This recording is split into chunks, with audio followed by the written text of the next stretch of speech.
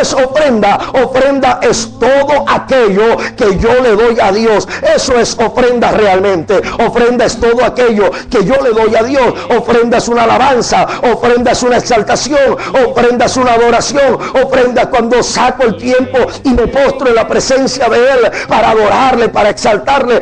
Eso es ofrenda espiritual, ofrenda, frutos de labio, alabanzas al Eterno que honran el nombre de Jehová. Hay ofrenda moral cuando le digo que no al pecado, ofrenda moral cuando rechazo las pretensiones y las propuestas del mundo. Esa es una ofrenda moral. Cuando me guardo para Jehová, cuando le digo que no a mi alma, cuando sujeto mis emociones, cuando doblego mi voluntad a la palabra del Eterno. Eso es una ofrenda moral. Yo entrego al Señor mi alma, yo entrego al Señor mi espíritu. Y ofrenda material es todo aquello que yo le entrego al Padre. Toda ofrenda material, todo bien material, sea en dinero o sea en especie, esto se convierte en una ofrenda material al Padre. Entonces usted puede comprender que hay ofrenda espiritual, que hay ofrenda moral y hay ofrenda material. Simplemente arraigue esa realidad en su corazón, arraigue esa realidad en su espíritu,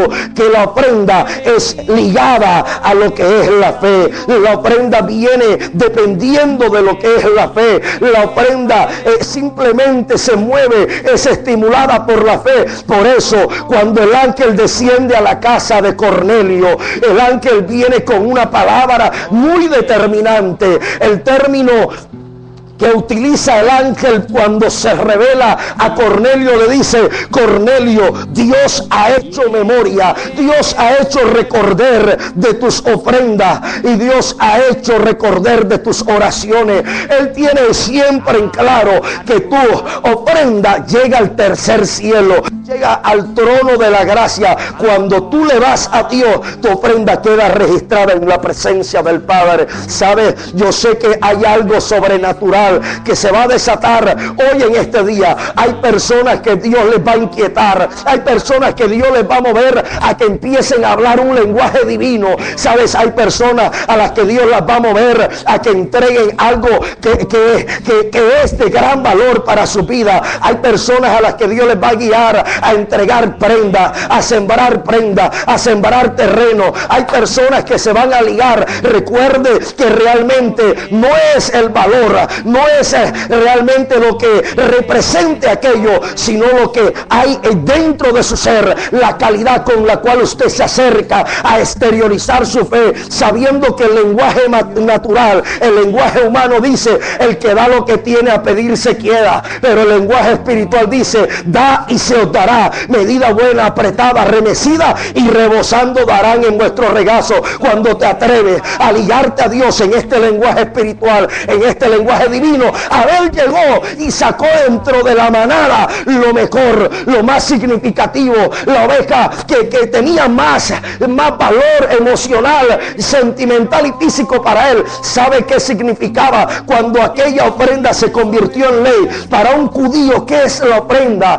Es un momento de suma importancia, es un momento apoteósico cuando ellos como nación se conglomeran en un mismo lugar, en el santuario elegido por Dios para presentar ofrenda a Jehová. Ese es un momento significativo y conmemorativo. La palabra después en la ley declara que la ofrenda tenía que ser un cordero de un año, sin arrugas, sin mancha, sin tacha alguno. ¿Sabe qué hacía un judío que realmente amaba a Dios? No comparaba.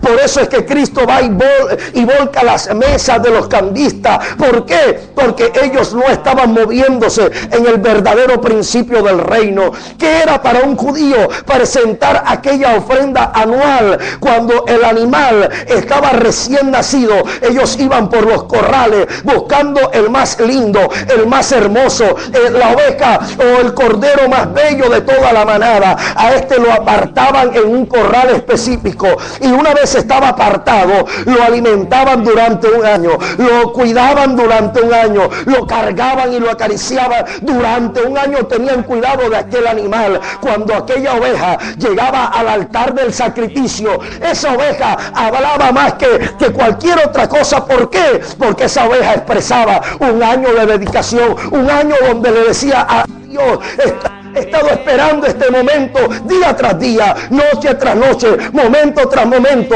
He esperado el día oportuno, el momento, el tiempo propicio para llegar aquí al altar, para que mi oveja hablara de mi amor, para que mi oveja hablara de mi fe, para que mi oveja hablara de cuánto esperé el momento, el instante en que podía llegar y traerte esta ofrenda.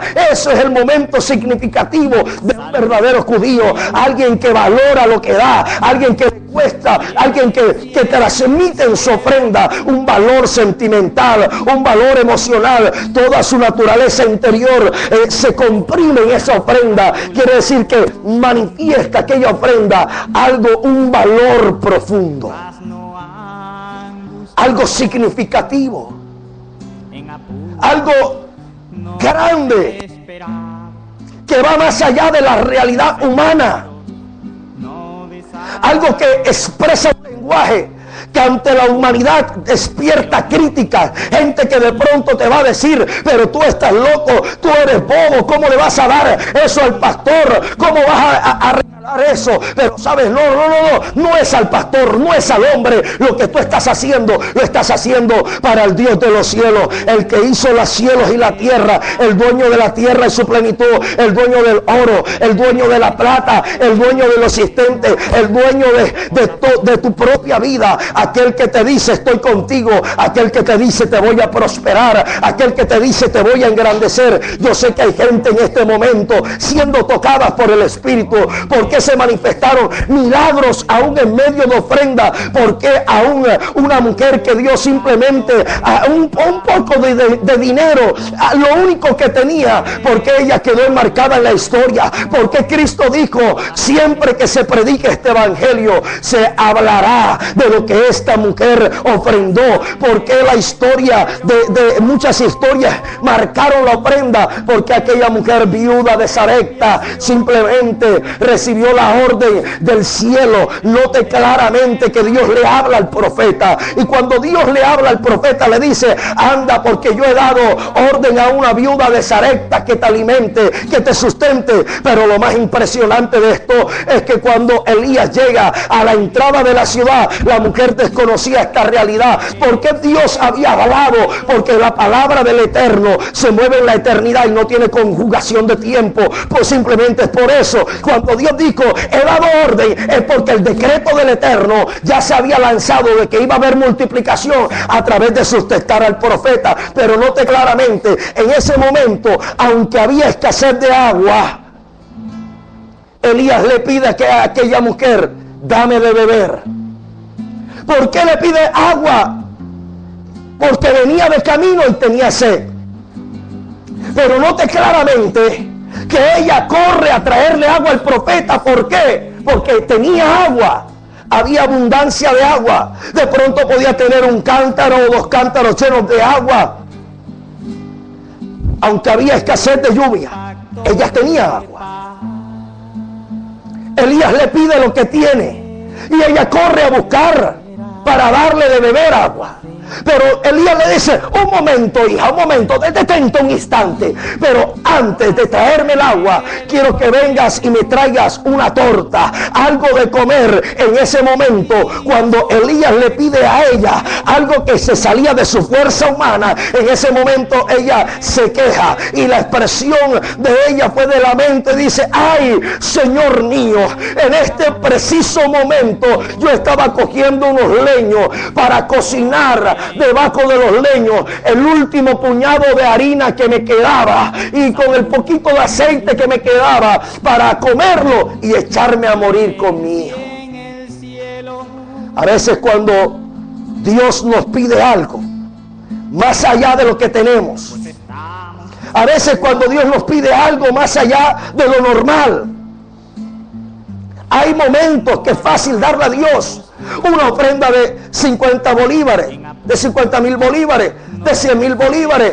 Pero hay momentos que cuando nos hablan de dar 1,000 bolívares a Dios, de dar 2,000, 5,000, de dar 10,000, de sacrificar aquel ahorro, de entregar ese ahorro que teníamos guardado, proyectado o estipulado para algo. De pronto decimos: ay, Señor mío, es que yo tenía esto guardado para comprar aquello, y si yo lo gasto y si te lo doy, entonces se acabará. Pero entonces Elías le dijo a la mujer: no, mujer, tú no entiendes el poder que hay en el dar, el lenguaje que te conecta al tercer cielo. Sucede que tu ofrenda se liga a un decreto del cielo. Cuando tú determinas darle a Dios el decreto de multiplicación, la palabra del Eterno era: no escaseará la harina, no escaseará el aceite, absolutamente no escaseará. Habrá provisión durante 3 años y medio. Escucha bien, mujer, tu ofrenda simplemente se va a ligar a un decreto de multiplicación. Esa ofrenda que Dios te está pidiendo no es para él, no es para el uso humano, no era para la manipulación, era para el beneficio colateral que Dios quería entregarle a aquella mujer. Porque cuando tú le das al cielo, hay beneficio colateral, simplemente se te retribuye, simplemente es una ley de acción y reacción cuando determinas darle a Dios. Nota claramente lo que dice el libro de Hebreos capítulo 11, el versículo 4: por la fe Abel ofreció a Dios más excelente sacrificio que Caín. Yo quiero que te empieces a mover rápidamente a los teléfonos.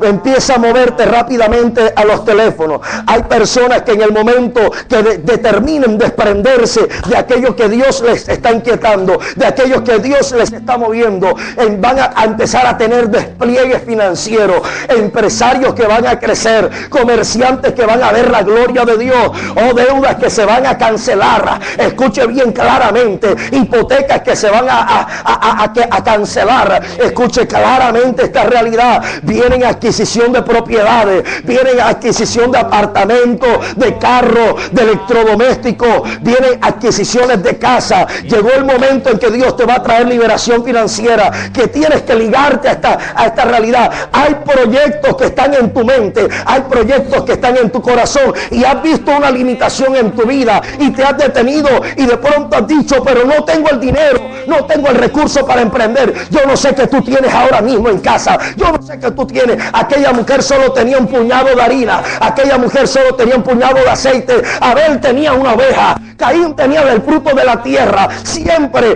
los hombres que llegaron delante de Dios llegaron con lo mejor que pudieron encontrar en su círculo, en su sistema, en su atmósfera, en su ambiente.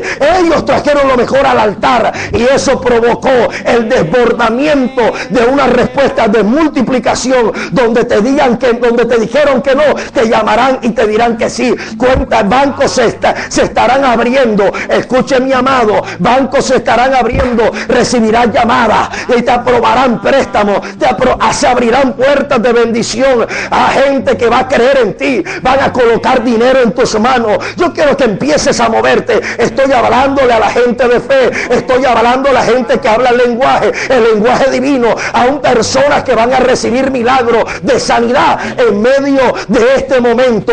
Claramente el Padre le dice al pueblo de Israel en el libro de Deuteronomio, el capítulo 14, cuando habla de la ley del diezmo, cuando fue constituida como ley, el diezmo, antes de ser ley, el diezmo era una ofrenda de la 10ª parte. No era simplemente una ley del diezmo, era la ofrenda de la 10ª parte, porque el número 10 en la antigüedad tenía un sentido muy profundo, un sentido misterioso de prosperidad. En numerología bíblica, el número 10 significa la base de la responsabilidad del ser humano. El numerología bíblica significa también el número de la fertilidad, de la prosperidad y de la abundancia. Por eso en el Antiguo Oriente, en aquel entonces, ellos comerciaban en fracciones de 10. Siempre comerciaban en fracciones de 10 porque tenían el concepto y la convicción de que el número 10 era el número de la prosperidad, era el número de la abundancia, era el número del éxito. Por eso es que Jacob ofrenda a Dios la 10ª parte, porque lo había recibido de su padre Abraham, al cual le dio el diezmo a Melquisedec, rey de Salem y rey de justicia. Ahora, esto encierra también una realidad divina, pero realmente yo quiero que tú empieces a moverte,